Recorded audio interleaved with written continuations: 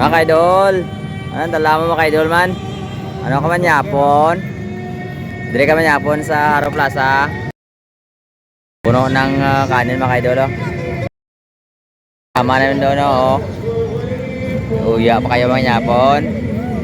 Dito sila mapunan mga kaidol oh. Balon silang kanin dito.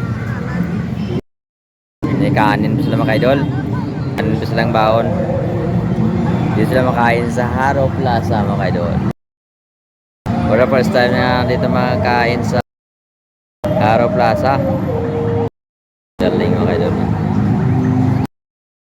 May banig pa silang bao no.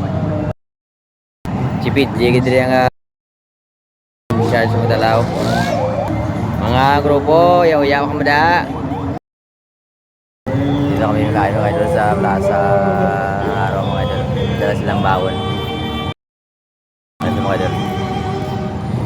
Alright mga kaidol, so for the first time namin kumain dito sa Haro Plaza mga kaidol. Let's go!